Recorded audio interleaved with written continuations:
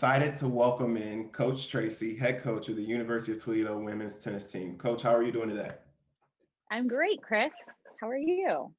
Fantastic. I couldn't think of a better person to have on this show. I still remember it's been like 11 years ago, but I had to tell this quick story. 11 years ago, I was hitting a forehand in practice, and you're like, Chris, I think you should think about being the GA. And I was like, oh boy, that sounds fun. And then as I started talking with you more about it, to be honest, it was still one of the best experiences I had of my life working with you and coaching with you and really learning that side of the business. So couldn't be more excited Well, I mean, to do that. we were lucky you were a rocket. It was fun to watch you as a player. Obviously, Coach Al and I are tight, and so it's fun watching the men's team, and you were always a personality that everybody was attracted to, and I knew you would be perfect on the coaching end. And the girls still, I have players come back, and everyone still talks about you, and so it was fun to work with you Yeah, for sure. it's always fun to I would like to make a good say, I need to impression. get this in here. You are still the only male to ever beat me at basketball, the Papa Shot arcade game. So I want to say that right now. Uh, I I have not lost ever, except for what back in 08 to you. What was it late in the Dave I and think it's Buster's 2009.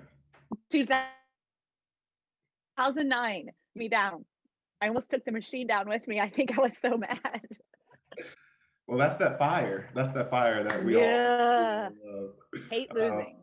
And obviously, I know your background, coach, but you've now been at Toledo. If I'm guessing, 17. Is this your 17th or 18th year? 17. It is. It is. I started in fall of '03, Okay. so 17 years.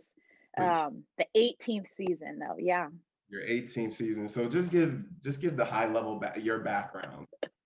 Your coaching and You playing. know, so I played at Bucknell, and I had a really great experience there. And I had a really good relationship with my coach. And I would think that that's probably a lot of reasons why coaches start coaching, because obviously college tennis had a big impact on their lives. And so my coach and I still talk to this day, and she's she's still coaching. And you know, I think the plan was always that I wanted to get into coaching. I didn't think it was going to happen as quickly as it did. I was young when I took, not that I'm old now, but I was very young.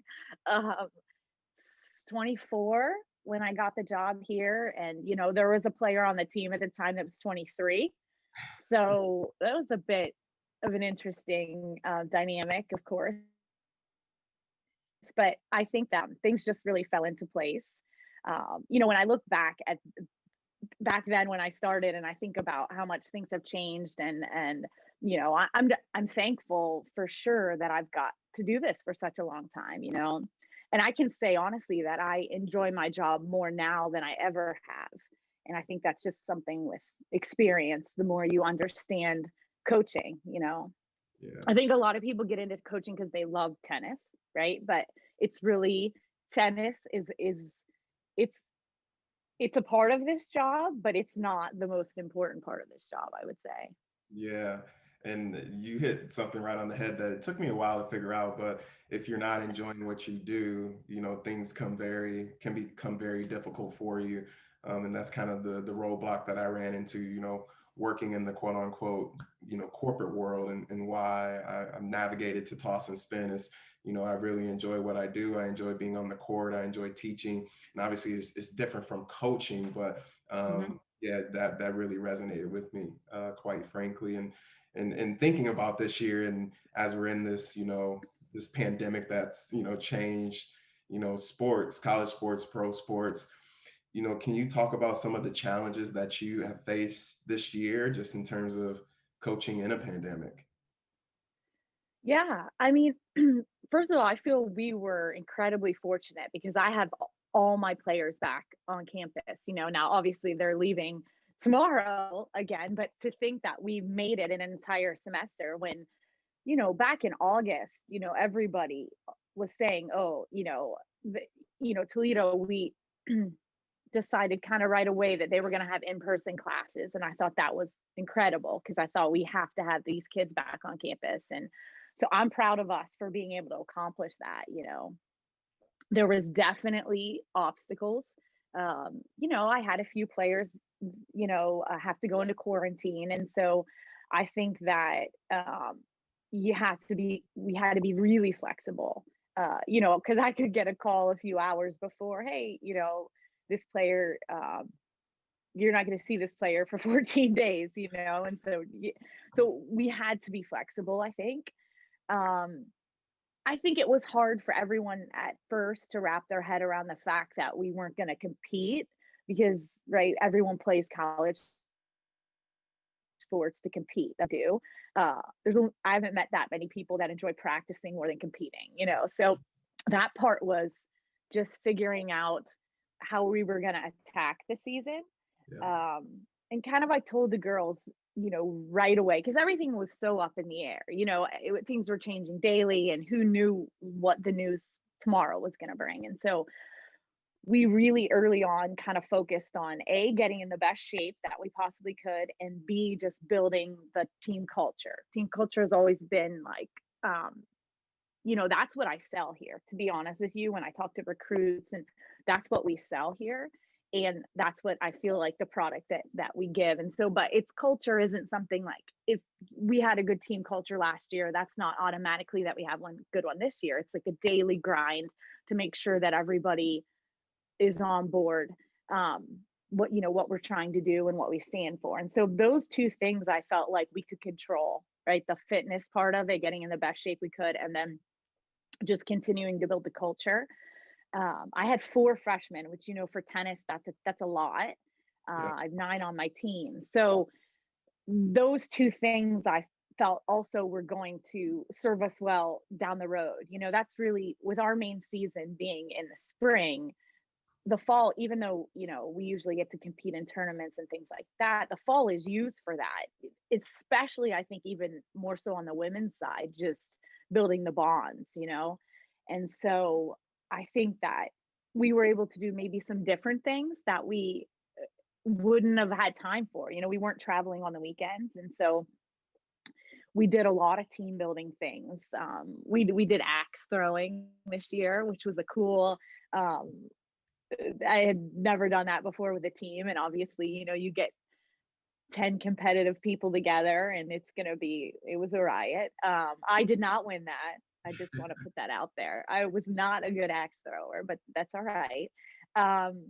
So we did things like that. We also, we did a book club. Uh, in the past, we've always, you know, done at least one book a year, but we actually did 2 this fall. And then every Monday we had our book club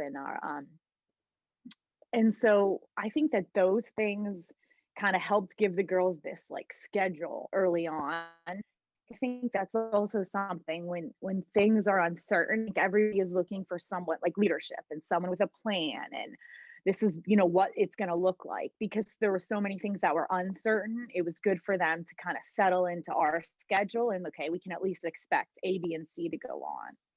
Yeah, no, that makes total sense. And as I think about it, no one's ever been in this situation like this. So it seems like you hit on a couple things. One, the structure. I think having that structure is key. And then having 4 freshmen. I mean, I can only think coming in as a freshman where everything's uncertain, and then having some sort of normacy in terms of a structure. That's only going to help them. And then I wanted to ask you, what are some of the positive things that have been able to come out of this? But, it seems like you've done a really good job of throwing in that team building, and more importantly, getting creative and just trying to do, new things. And one thing A-Dub said was, hey, I'm looking to do new things every week and new themes. And since everything's uncertain, you just kind of roll with it and plan accordingly as best you can.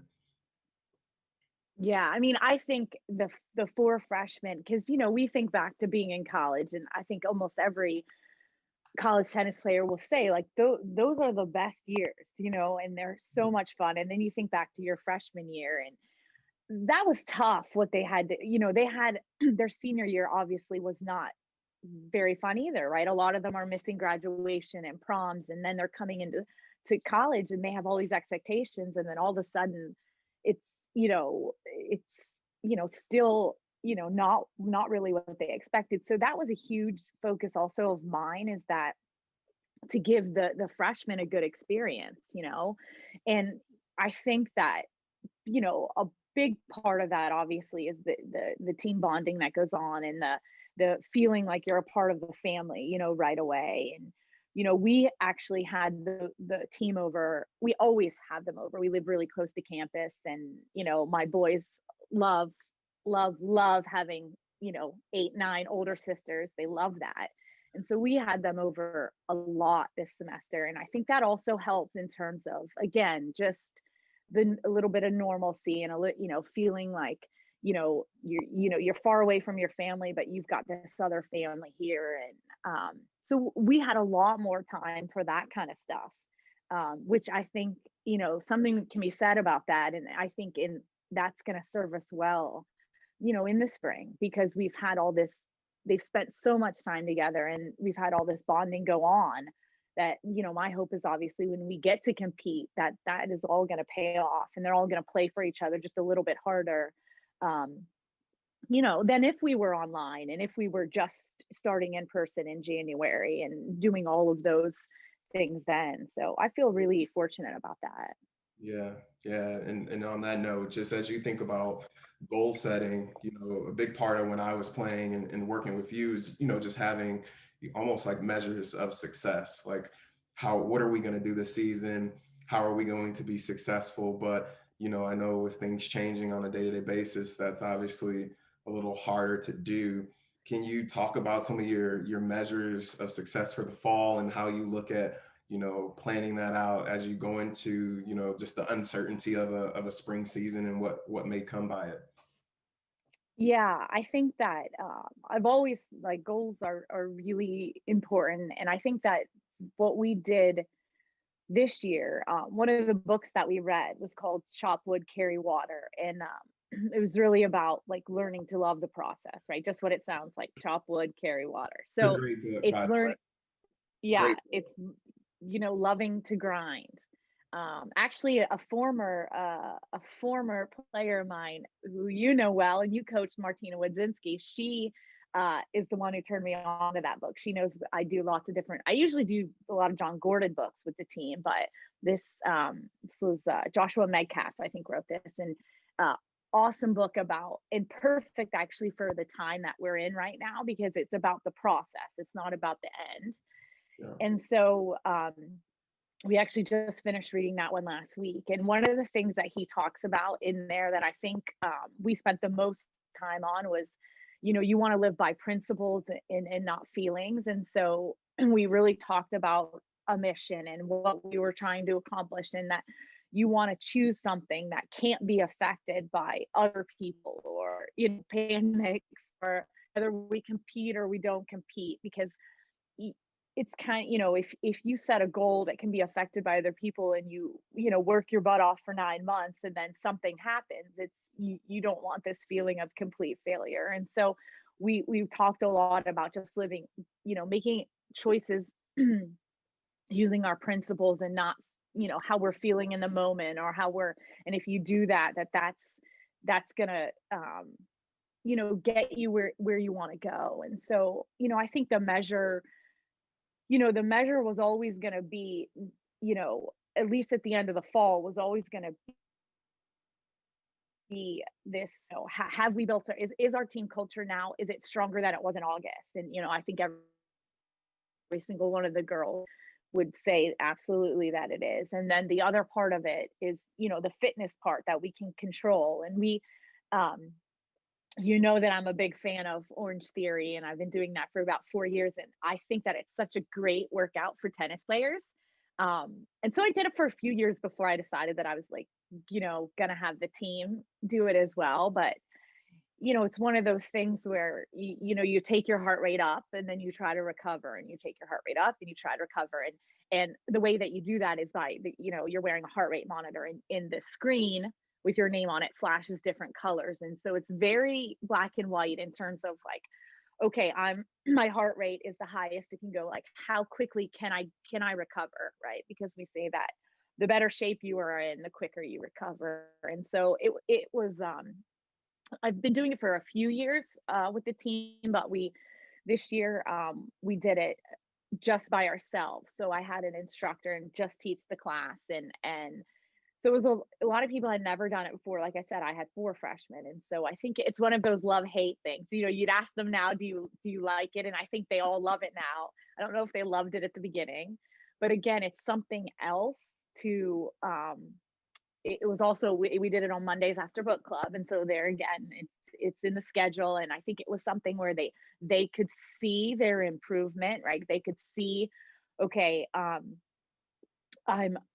going at an all out pace in August. I'm at like a 9 on the treadmill, but going on an all out pace now in November, I'm up to a 9.5 or a 10 or an 11, or so you can see improvement right away. And then also, like I mentioned before, you can see, okay, I'm recovering so much quicker now than I was, back in August, and so we focused on that. And, again, it's, it's nice when they can see improvement. You know what I mean? It's not just me saying this is going to make you better, on the court, but it's doing this. And then we're playing practice matches, and I'm seeing them just their endurance become a lot better in their recovery. So Yeah, I couldn't agree.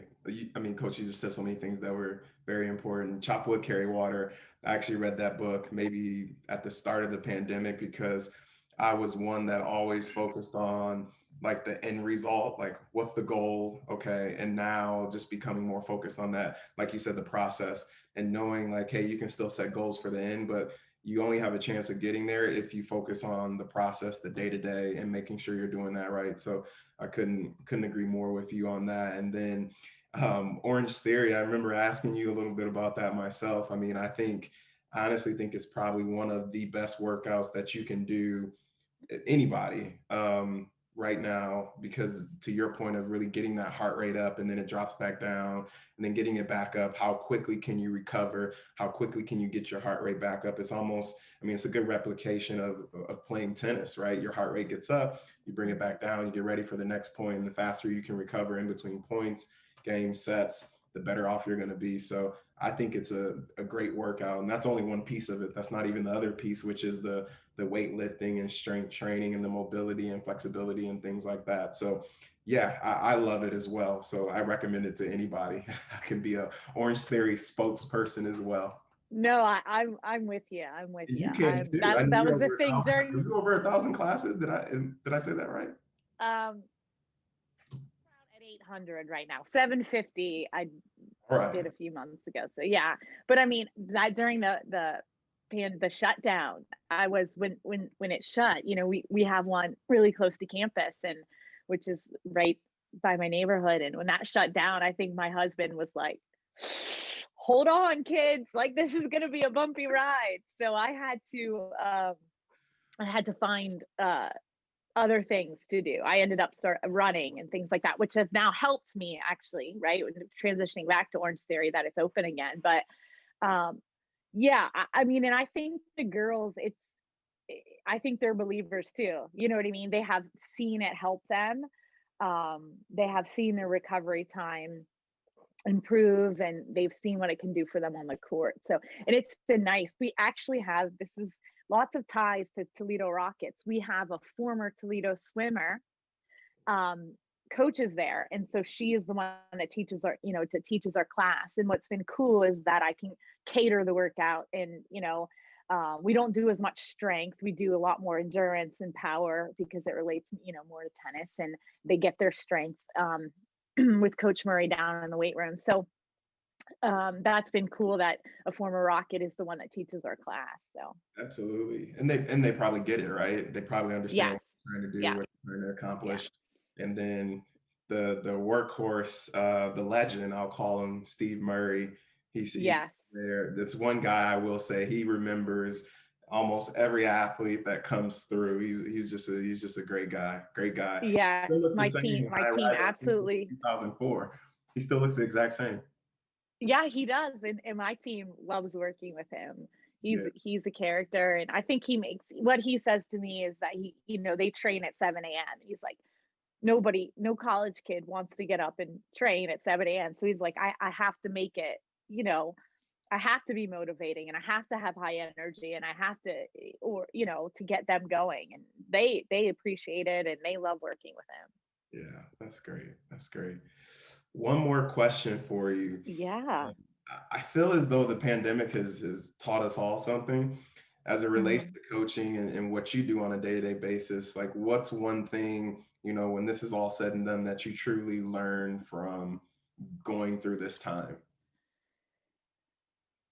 I would say, just appreciating kind of what we have, because I said that to the girls at the very beginning of the season. Our season was cut short in March. We were actually in Hilton Head. We had just played Charleston Southern, probably had the best win of our entire spring, and that was the day we found out that it was done. Our season was over, and it was just the beginning of March. And so those girls really experienced that, like, it was like a loss almost. Like, wait a second, you're telling me we've been practicing, since August, and we don't even get our conference season. And then obviously throughout that time, we did a lot of Zooms, and we talked, and um, we kept in contact. And when everyone got back to campus, including the freshmen who had also had, like I said, their senior year was really not probably what they had expected. And then getting to all be together, I would say that just a lot of gratefulness for, okay, we get to do this. Like, this is it may not look exactly the same, but you've got a team. You've got this like family here at Toledo. We get to work hard together. I always tell the players, and then some of them after they graduate are like, "Oh man, you were right about that." I always say it's the most fun to work out with teammates, to train with teammates. I said, you take for granted that when you're done, you don't have seven other guys or girls that you can call and be like, hey guys, let's work out. Let's go hit some balls. Let's go. And so I think that this really, brought that to light. Just we're lucky that we got to be together, and we had this entire fall to spend and work together. And so I think it's more of that, just realizing maybe when you take things for granted and then you realize, wow, we have it back now, and we're not gonna, we're gonna appreciate it. Yeah. So I, I would definitely, yeah, I definitely agree with that. It's definitely taught me a level of just being grateful, gratefulness, and a level of appreciation, even for the little things. I feel like I've always been a person who's appreciated the little things, but now more so than ever, I appreciate just being healthy and being able to get a run right. in or workout in, and some of those little things, especially your family, your friends, like you said, your teammates. And I actually never thought about that, but you're totally right. Once you leave a team, you're back to training by yourself, and it's much harder to train by yourself, especially as you get older. Um, Right. with your teammates in college. Now I figured out it took all this time. That's why I was able to stay in good shape in college, right? You had, 8 to 9 other guys or girls who were pushing you, and obviously now I don't. So A lot more self motivation has to go on. a Yeah. lot more, and there's a lot more temptation, snacks, cookies, all that good stuff. Uh, For sure. well, Coach, of course, I really appreciate the time. For everybody who wants to follow you, where can they check out your social handles? Our Twitter handles are, at Toledo W Tennis. And then I'm at UT Coach Mauntler for Twitter. And Instagram, we're Toledo W Tennis. Awesome. Super cool, Coach. Well, again, thanks for the time. Everybody who watches this, please go follow them, check out them as they go through their season this spring. I got a good feeling in my gut. It's going to be a good one. And you'll have to check it out to stay tuned. Thanks, Chris. I love talking with you.